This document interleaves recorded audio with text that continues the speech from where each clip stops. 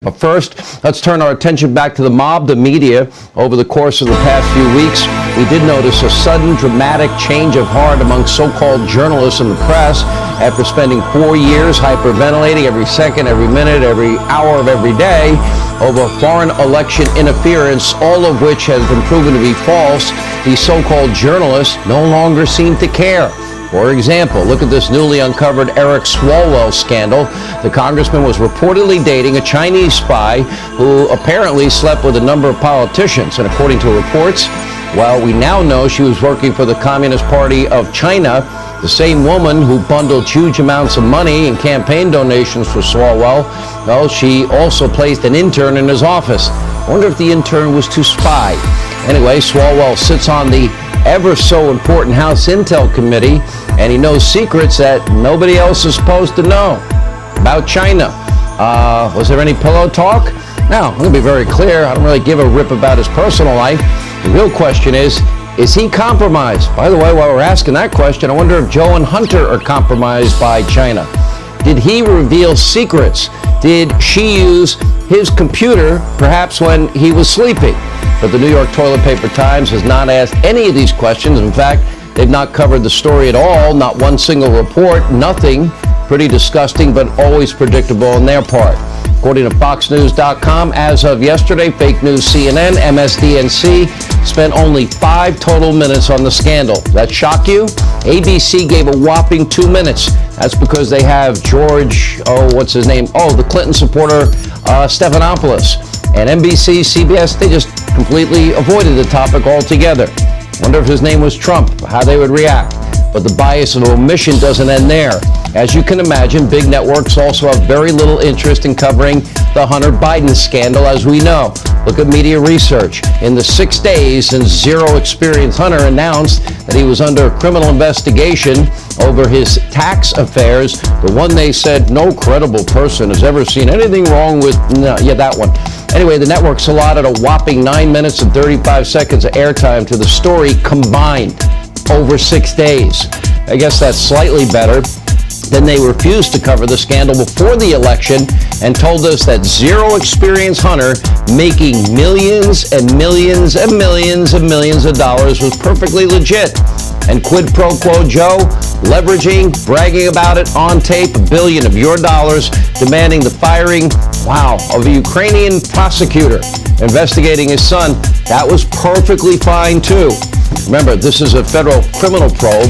It's involving money laundering, the Biden family foreign corruption syndicate, and we call that international pay-for-play schemes surrounding what are sketchy foreign oligarchs, Chinese nationals, and other shadowy figures. Now, the media mob, they can't be bothered. Turns out foreign interference isn't exactly important to them if they can't use it, of course, as a political weapon against somebody with the last name Trump. And as Kayleigh McEnany pointed out, this narcissistic bullies known as the White House press corps, and needless to say, they weren't exactly pleased at hearing truth about themselves and how, horrible they do in the terms of their job. But they all think they're great. They have that in common. Take a look. There was no coverage, however, of Swalwell being the one implicated with not Russia, but China. In fact, the New York Times website, as of this morning, had not one result for Eric Swalwell's ties to Chinese spies. Not one result. And when the Swalwell story broke, guess how many minutes of coverage it got on ABC, NBC, MSNBC, and CBS? 0. Interesting pre-election and post-election coverage, too, on the Hunter Biden scandal, which was not covered at all by many outlets. Really interesting turn of events, and good for those who covered what was a story all along and not Russia disinformation. Isn't it hypocritical for you to accuse others of disinformation when you spread it every day? Bye-bye. See ya. Fake news Acosta. Few exceptions, the entire journalism, quote, industry works on behalf of the Democratic Party, the state-run TV. And in case you were wondering, virtually no one has ever dared to ask Joe Biden about the criminal money laundering investigation into his son and the Biden foreign family syndicate corruption business, or the crack pipe. And yesterday, when our own Peter Doocy tried to get an answer, Joe Biden actually demanded that he be congratulated.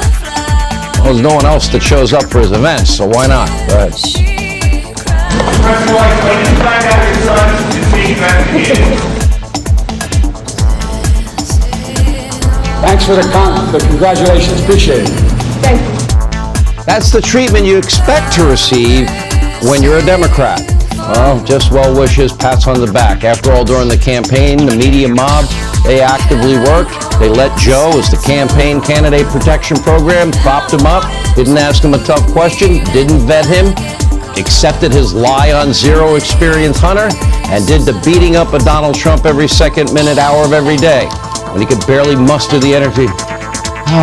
Hang on, put my sunglasses, aviators on, to get out of his own basement bunker. Carefully protected his image. They concealed the Biden, foreign family syndicate business. They spiked a legitimate story by the New York Post on Hunter's laptop, the one with the crack pipe pictures, and I'm told worse. I got a pretty good briefing on that.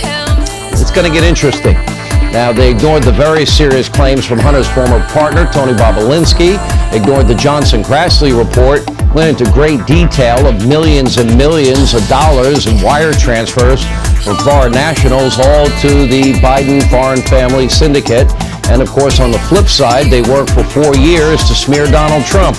They even used COVID-19 and the pandemic to score cheap political points. They blamed him for each and every single death. Worst pandemic since 1917. Blame Trump.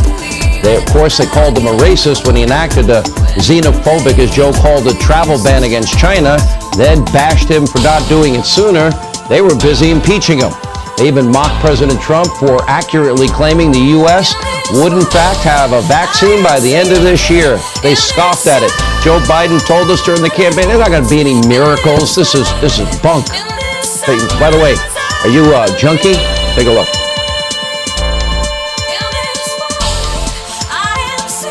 We'll have a vaccine by the end of this year. Is that possible in your view? Oh, Brian, it's another day of POTUS in Wonderland here.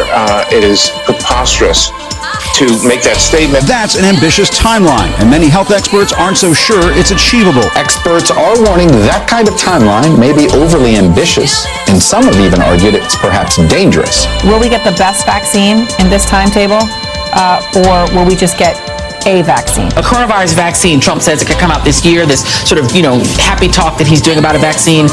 Experts say he'd need a miracle to be right. Here's the thing. You cannot talk yourself into a vaccine. The fastest a vaccine has ever been produced from start to finish is 5 years. Journalism, I said it in 2007, is dead. They don't care about facts. They don't care about truth. They only care about Democrats winning elections, and even if they have to cheat. That's it. That's the mission.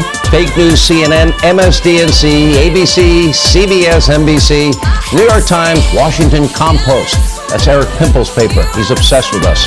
Perhaps the most infuriating part of it all is they lie about their true agenda. We're honest. We give news. We do straight news, investigative reporting. We give opinion. We do sports. We do culture. We're kind of like a full newspaper. They say they're news and news only. They give opinion every second of the day. Well, from their in their ivory tower, pretending to be fair arbiters of truth. They're not. In reality, Lion Brian Williams to Dan Rather to Fake Jake to Roswell Rachel to the genius Humpty Dumpty, some of the least trustworthy people on the planet. I think they actually believe their own BS. Now, these are the same people telling us to sit down and just shut up. Accept those election results. Don't question anything. They're now demanding that we unite behind Joe, or else we're terrible Americans. Take a look.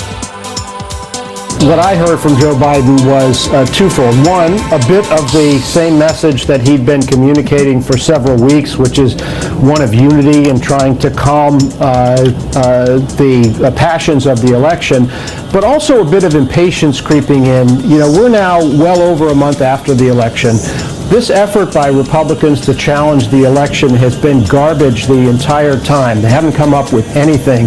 And I think what Joe Biden was trying to say, now that the electors have voted, this garbage stinks so bad that there is no justification for any of these Republicans to continue holding out.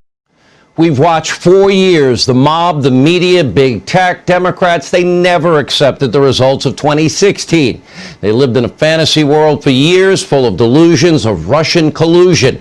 ignoring Hillary's dirty Russian misinformation dossier. That is a spectacular bifurcation of their brains, if you ask me.